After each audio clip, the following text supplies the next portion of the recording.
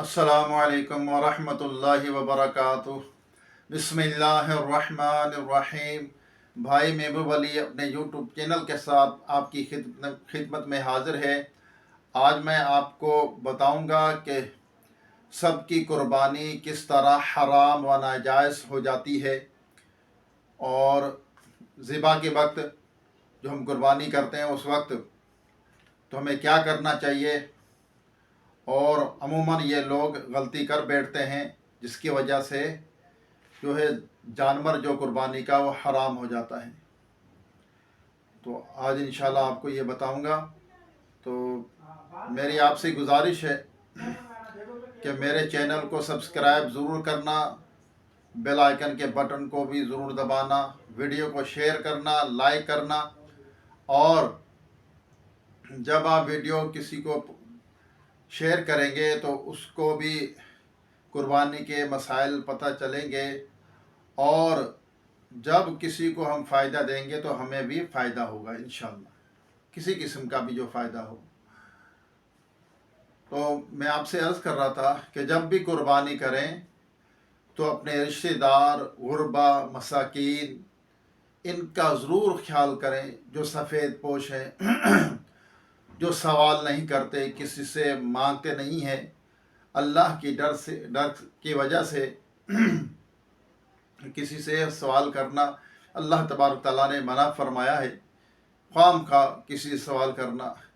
तो वो सफ़ेद पोश जो लोग हैं उनको ढूंढ कर उन तक जो उनका हक़ है वो पहुँचाएँ, उनकी खबरगिरी रखा करें, उनकी मदद किया करें, उनको जिस चीज़ की ज़रूरत हो उस चीज़ को उनसे पूछ कर, या आप ख़ुद को मालूम होना चाहिए कि हमारे महल्ले में, पड़ोस में, या हमारे रिश्तेदारों में कौन कौन लोग गरीब हैं, गुरबा हैं या बेवा हैं।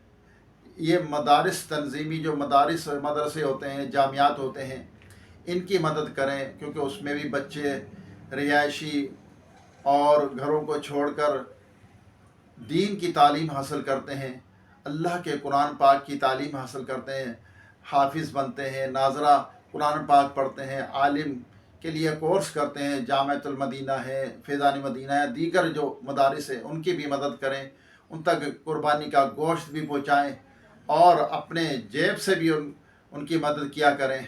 जो मसाजिद हैं उनके लिए भी अपनी जेब से खर्च किया करें। तो इंशाअल्लाह अल्लाह की राह में हम जब खर्च करेंगे तो अल्लाह ताला हमारे रिज़्क़ हलाल में, माल में बरकत अता फरमाएगा।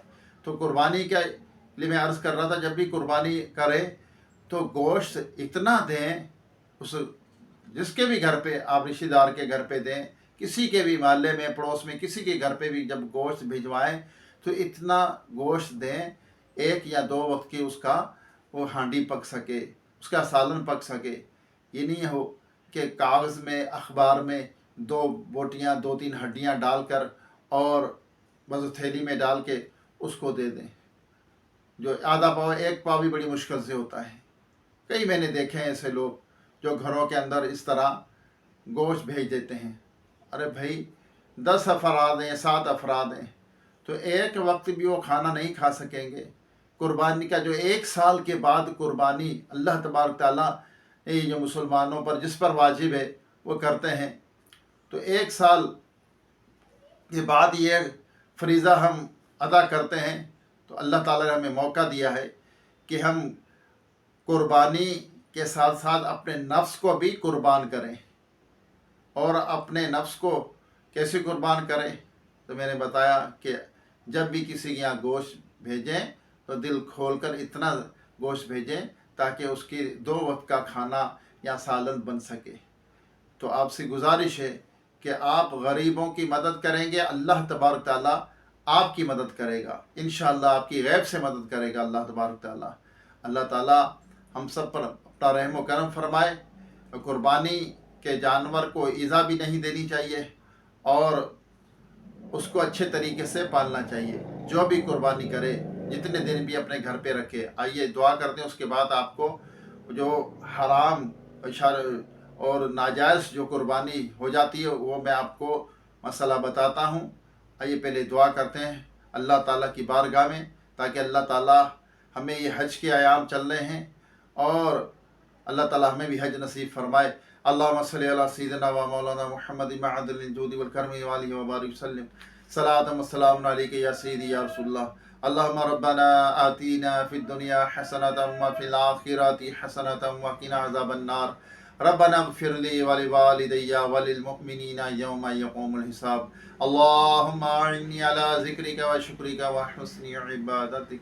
یا ارحم الراحمین، ہمارے والدین کی، تمام مومنات مومنین کی، ہم سب کے مرحومین کی بے حساب مغفرت فرما، ہم سب کے صغیرہ کبیرہ گناہوں کو معاف فرما، ہماری خطاؤں کو معاف فرما، جو بے سہارا ان کو سہارا عطا فرما، جو محتاج ان کی محتاجی دور فرما، بے گھروں کو گھر عطا فرما، بیماروں کو صحت عطا فرما، ہم سب کی روحانی جسمانی قلبی بیماریاں پریشانیاں بے روزگاریاں قرض داریاں بے اولادیاں طرح طرح کی بیماریوں پریشانیوں سے نجات عطا فرما۔ یا اللہ جو بچھڑے ان کو ملا دے، جو روٹھے ان کو منا دے، جو بے جا قید ان کو رہائی عطا فرما، جو اغوا ہو چکے اپنی رحمت سے ان کو گھر واپس پہنچا، بے سہاروں کو سہارا عطا فرما، بے گھروں کو گھر عطا فرما۔ یا اللہ بے اولادوں کو نیک صالح صحت مند بے عیب اولاد عطا فرما۔ یا اللہ جو بچے بچیاں رشتے کے انتظار میں بیٹھے ہیں، یا اللہ ان کے اچھے نیک رشتے عطا فرما، ان کے مسائل کو حل فرما۔ روئے زمین پر جتنے تیرے بندے بندیاں بستے ہیں سب پر اپنا رحم و کرم فرما۔ مولا ایمان کی سلامتی، ایمان پر خاتمہ نصیب فرما یا رب العالمین۔ یا اللہ جو کچھ مانگ سکے عطا فرما، جو نہیں مانگا ہمارے حق میں بہتر و بن مانگے بے حساب عطا فرما۔ جو بھائی بہنیں مجھے دعا کے لیے کہتے ہیں، یا اللہ ان کی مشکلیں حل فرما، ان کی پریشانیاں دور فرما، ان کے مسائل کو حل فرما۔ یا اللہ ہم سب کی خطاؤں کو معاف فرما، ہر برائی سے بچنے درست کو بچانے والا بنا۔ یا رب العالمین ہمیں بھی حج کی سعادت نصیب فرما، میٹھے مدینے کی حاضری نصیب فرما۔ یا اللہ ایمان و عافیت کے ساتھ مکہ مدینے میں شہادت کی موت نصیب فرما۔ یا رب العالمین کہتے رہتے ہیں بندے تیرے، دعا کے واسطے کر دے پوری آرزو ہر بے کس و مجبور کی۔ یا اللہ اس مرتبہ جو بھی یا اللہ قربانی کریں، ان کی قربانی اپنی پاک بارگاہ میں قبول و منظور فرما۔ یا اللہ ہماری دعاؤں کو اپنی پاک بارگاہ میں قبول و منظور فرما۔ وصلی اللہ تعالی علی خیر خلقہ محمد و آلہ و صحبہ اجمعین برحمتک یا ارحم الراحمین۔ لا الہ الا اللہ محمد رسول اللہ۔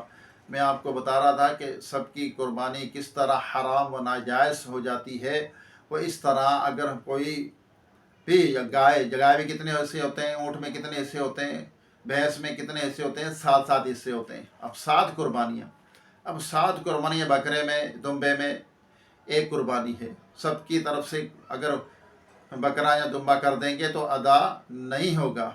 جس کے اوپر واجب ہے اس کو لازمی اپنی قربانی اس نے کرنی ہے، چاہے 7 بکرے لینے پڑے یا 1 گائے لینی پڑے۔ تو آپ کو میں بتا رہا تھا کہ جب بھی جانور ذبح کرے، جو ذبح کرنے والا جس کے ہاتھ میں چھری ہے اس کے اوپر لازمی ہے تکبیرات کہنا، بسم اللہ اللہ اکبر، بسم اللہ اللہ اکبر کہنا لازمی واجب ہے اس کے اوپر کہنا۔ اگر وہ بھول گیا، اس نے نہیں پڑھا اور بھول گیا، بعد میں یاد آئی تو جانور ذبح ہو جائے گا۔ ہاں اس نے جان بوجھ کر اگر یہ عمل ترک کر دیا تو پھر جانور ذبح نہیں ہوگا بلکہ حرام و ناجائز ہوگا۔ اور جب اس نے گائے پر چھری پھیرتے ہوئے یہ ذہن میں سوچ لیا کہ تکبیرات نہیں پڑے تو کیا ہوگا، تو کتنے جانوں کی قربانی گئی؟ 7 جانوں کی، کیونکہ گائے کے اندر یا اونٹ کے اندر 7 حصے ہوتے ہیں، تو 7 جانوں کی قربانی ختم، فنش۔ تو اس لیے جب بھی ذبح کرتے ہیں تو اس ٹائم اپنا ذہن جو ہے حاضر رکھ کر، اور یہ نہیں کہ او مٹھو تو ٹانگیں پکڑ، او ببلو تو ادھر سے پکڑ، تو ادھر سے پکڑ، بس ایسے کرتے کرتے اور جانور پہ چھری چلا دے۔ تو خدا کے بندے ہم مسلمان ہیں، صحیح ذبح کا طریقہ بلکہ سیکھنا چاہیے۔ پہلے کیسے سیکھنا چاہیے؟ علماء اکرام سے رہنمائی